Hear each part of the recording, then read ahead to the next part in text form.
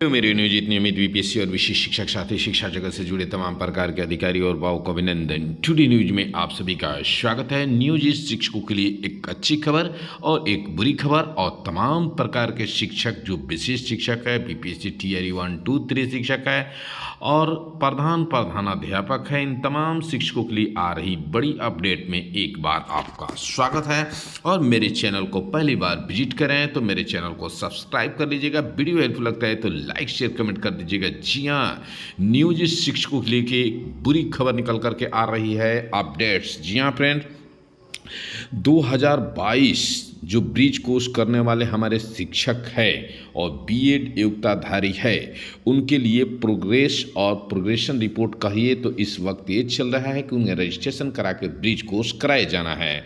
और इसको लेकर के राज्य के 24,000 बीएड योग्यताधारी शिक्षकों के लिए जरूरी सूचना आ चुकी है कि ब्रिज कोर्स में अगर फेल हुए तो शिक्षकों की नौकरी समाप्त।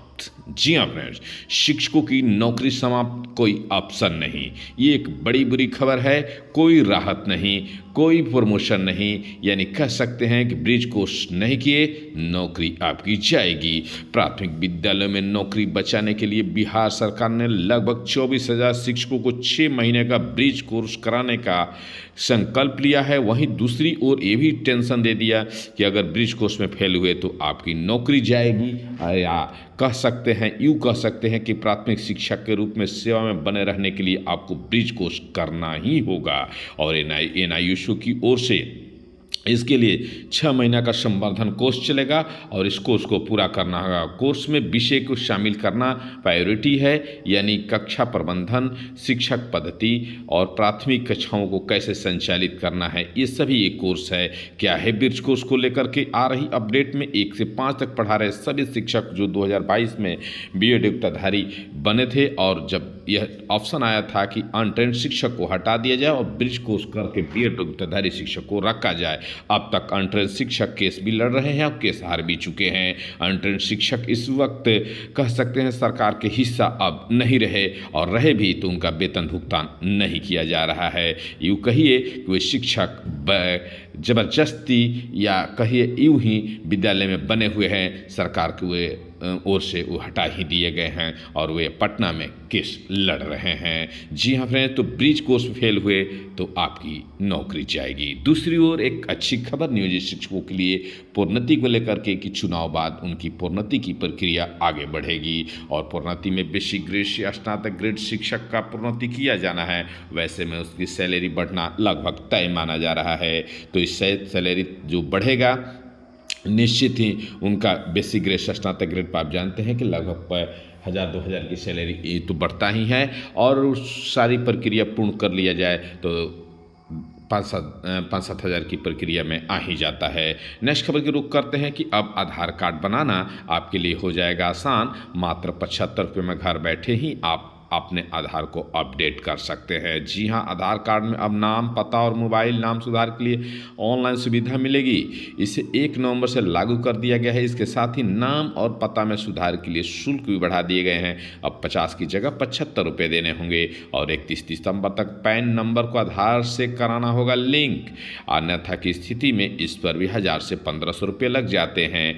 तो आइए देखते हैं। एसटीटी फर्जी अभ्यर्थी पकड़ा। एसटीटी परीक्षा का आयोजन था। ऐसे में एसटीटी परीक्षा में दोस्त के बदले दे रहे परीक्षा और छात्रा तमन्ना खातून पकड़ी गई है। पाटलिपुत्रा इंडस्ट्रियल एरिया स्थित ऑनलाइन परीक्षा केंद्र पर शनिवार को चल रही थी। तमन्ना शिवान की जीरादेई की रहने वाली है। जी हाँ, राज्य के सभी स्कूलों विद्यार्थियों के तैनात नियमों की जानकारी देंगे, और साथ ही जिला परिवहन कार्यालय ने स्कूलों को दिया निर्देश। बच्चों के लिए जारी किए गाइडलाइन। जेईई मेंस परीक्षार्थियों को मिलेगा वर्चुअल कैलकुलेटर के साथ। अब आया नया अपडेट, मुख्यमंत्री नीतीश कुमार की घोषणा। जो 10,000 रुपये रोजगार के नाम पर बांटे गए थे, ये सभी जानते थे कि चुनावी प्रक्रिया का ये 10,000 रुपया हिस्सा है, और अब मुख्यमंत्री ने मन से ऐलान कर दिया कि 10,000 रुपया मत दीजिएगा। ये जान सकते हैं कि चुनाव में कितना बड़ा हिस्सा है। जी हाँ, अपने परिवार के लिए कुछ नहीं किया नीतीश कुमार और महिलाओं को दिया कि अब 10,000 रुपया लौटाइएगा मत। तो ये एक बड़ा हिस्सा है, निर्वाचन आयोग को इस पर संज्ञान और सरकार का हिस्सा। गणना की कयावत चुनिंदा इलाकों में शुरू। चुनिंदा इलाकों में लोगों से मिलेगा गणनाकर्ता। 10 से 30 नवंबर तक के बीच मिलेगा दूसरा दौर। और फ्रेंड्स, नियोजित का वेतन भुगतान की प्रक्रिया लगातार कह सकते हैं जारी है और वेतन भुगतान में प्रधानाध्यापक के एचआरएमएस ऑनबोर्डिंग की प्रक्रिया लगातार हो रही है और वेतन भुगतान भी हो रहे हैं। तो एचआरएमएस ऑनबोर्डिंग की गति धीरी है, लेकिन जुलाई से लेकर अक्टूबर तक वेतन भुगतान चल ही रहे हैं। अक्टूबर वेतन भुगतान में विशेष से लेकर के बीपीएससी टीयर 1, 2, 3 सबका वेतन भुगतान हो गया। कुछ प्रखंडों का शिकायत है, तो थोड़ा संयम धैर्य रखिए और जिला स्तर पर डीपीडीओ साहब से मिलिए, आपका वेतन भुगतान की प्रक्रिया पूर्ण कर ली जाएगी।